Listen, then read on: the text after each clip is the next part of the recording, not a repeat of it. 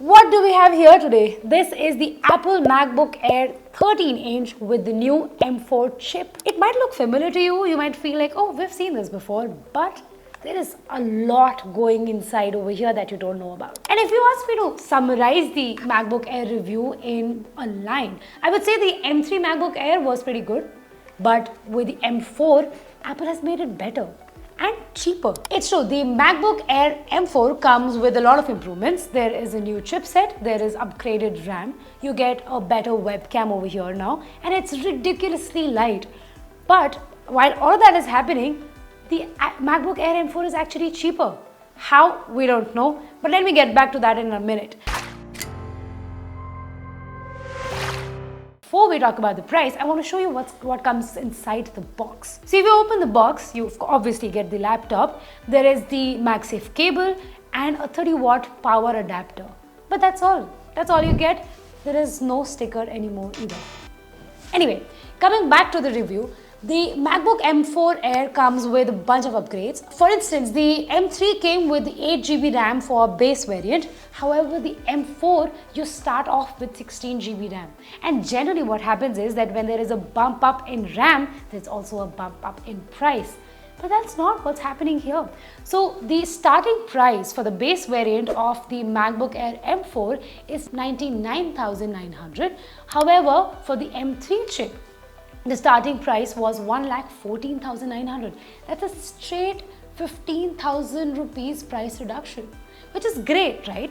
What's also great is the M4 chip. So Ever chip now comes with 10-core CPU, which means that's already like a 2-core bump up. The M3 came with an 8-core CPU. It has better efficiency cores, which also means that you get better battery here. So it's overall what you're getting is a big upgrade when you look under the hood of the MacBook Air. What you also get here is a webcam upgrade. So in the M3 MacBook Air, we got a 1080p camera for the webcam. However, here you get like a proper 12 megapixel camera, which is a good upgrade. Everybody appreciates it. Again, coming back to that in a minute. If you talk about design, if you talk about ports and all, like I said, it's ridiculously light. It's only 1.24 kgs, which you can easily carry around in one hand. You can slip it into your bag. You can, like, I was using it all day. I was using it in my office. I was carrying it back home. I was also carrying it to events.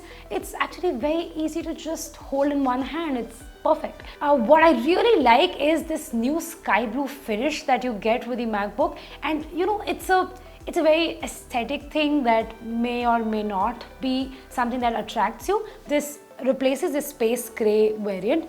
I love it because it's subtle, but it's like a touch of fun that has been added to the MacBook Air instead of that standard gray variant that we always got. What's also a nice touch is that the cable, the MagSafe cable, is also that blue color that matches the laptop, which is again a nice touch, I think. As for ports, we get 2 Thunderbolt 4 ports over here. There is the MagSafe port for the charging, and there's 3.5mm jack. So in case the MagSafe doesn't work for you, you can always use a Type-C charger for the device. But I think there is something very nice about MagSafe cables which people usually don't talk about. So I don't know if this happens to you, because it happens to me almost all the time. So when you have your laptop plugged in, a lot of times you step on the cable or something happens, or you just tug on the laptop, the whole thing comes and gets pulled with the laptop, or if you pull the cable, then you pull the laptop along with you. But with the MagSafe, it's magnetic. It just comes off. No damage is done. I know it's probably not that happens a lot with you, but I think for butterfingers, clumsy people like me, it really helps. Now let's talk about the display of the MacBook Air. This comes with a 13.6-inch liquid retina display. It's great, vivid colors, great contrast. You get good visuals on it. It's a lot of fun watching videos or shows on it. This also comes with a P3 white color gamut, and there is True Tone display support. But I have one tiny problem with the laptop. It's very reflective. So if you're sitting against a window, next to a window, or there's a lot of artificial light coming from behind you, you'll always struggle finding that right angle where the display doesn't reflect light, and it gets a little annoying, especially like inside, if you're sitting inside an office.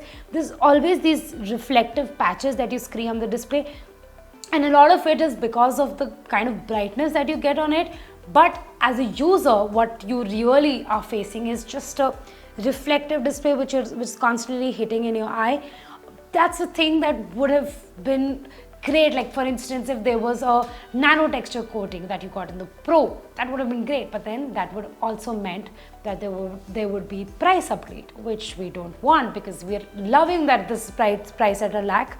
So yeah, which basically means the MacBook Air M4 is still LCD. There is no OLED. It still gives you 60 Hz refresh rate. There is no 120 Hz ProMotion. But again, at this price, it's a little hard to complain. The webcam on the MacBook Air M4 now has 12 megapixel support. So there is also center stage and desk view support, which basically means that if you're using a lot of Zoom calls, you're doing a lot of WebEx calls through your laptop, you will see some improvement. But when it comes to quality, you may not actually notice improvement in your image quality. What will always be right would be that you'd be in the center of the frame. Slight improvement in your video calling experience, which is always appreciated. Now, when it comes to audio experience, it's really important. Not only are you taking a lot of audio and video calls on your laptops, you're also watching movies, you're watching shows. So it's important that the sound quality is nice, and Apple really knows how to do that.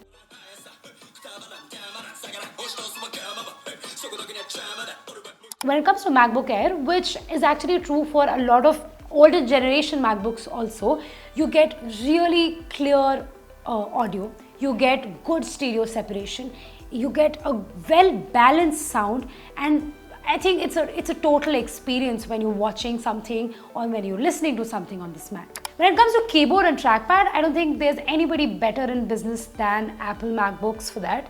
The keyboard on the MacBook Air M4 also is just the same. It's very comfortable to type on. I was typing lengthy mails, lengthy articles. I was typing pretty much all day on this particular Mac, and I think it's absolutely excellent. You can also add in a lot of gestures, like you can do 2-finger swipes, 3-finger swipes. It's a lot of shortcuts that you can add in, which really add to your daily experience of the MacBook. So when it comes to performance, the Apple MacBook Air M4 is what I call quietly powerful, because you get all that M4 power, but the laptop is fanless, so it's quiet. So when I was testing the MacBook Air, I was using multiple apps on it at the same time. I was typing on it all day, which is at least 10-12 hours a day.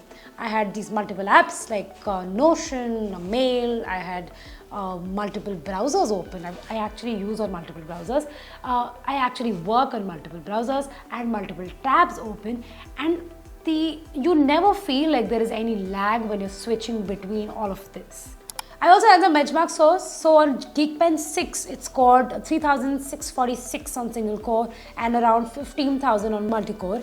On Cinebench, this got a little more than 11,000, and the gaming benchmarks show moderate performance, which is about 24 FPS in Steel Nomad Lite, which is decent, but don't expect being able to play AAA gaming titles. So overall, I can tell you this. So all that numbers, right? So what I can tell you is that the device is silent because fanless. It rarely ever heats up. But if you're really trying to push the limits, if you're really trying to play, for instance, a AAA game title, you can notice some thermal throttling. So if you're a regular user, you're using it for your office work, you're using it for your school work, college work, or daily work, the laptop is good. You will not feel any issues. But if you're wanting to push a little further, maybe look at a Pro. And now if you look at the battery of the device, I think that's really where it shines. You remember I spoke about these efficiency cores. That's what is really adding to the battery life of this device. I was using the MacBook Air M4 for about 10 to 12 hours a day, every day. And with a single charge, it works easily around a day and a half. And if you're somebody who uses the device intermittently, you can easily go days without charging it. If you're a light user, you'd be able to get around 2 days of battery life. I think that's absolutely fantastic. Now coming back to the real and to the big question, should you buy the MacBook Air M4? If you're somebody who's coming from the Intel chipset Mac, or if you're coming from the M1 chip, or if you've just been using any MacBook between 2018 to 2020, absolutely yes. MacBook Air M4 makes a lot of sense for you. If you're somebody who likes to use a multicam setup, then again yes, because this one supports 2 external 60Hz displays, and you know that whole issue about putting the lid down and you have to turn it off so that the other lids can work. None of that happens with the MacBook Air M4. You get support for 2 external 60Hz displays. But if you're already using the M3 Mac or the M2 Mac, then you can hold off on the purchase. The M4 Mac would make sense for you only if you like specifically looking at a upgrade for RAM, or if you're looking at an upgrade for the webcam, or if you're specifically wanting that external display support. Otherwise, the M3, M2 Mac is good for you. Overall, it's a fantastic machine. It has been made a lot better, and that 99,900 price is amazing. If you found this review video useful, you can subscribe to our channel, you can like this video, and I will be back again with similar reviews. Bye-bye.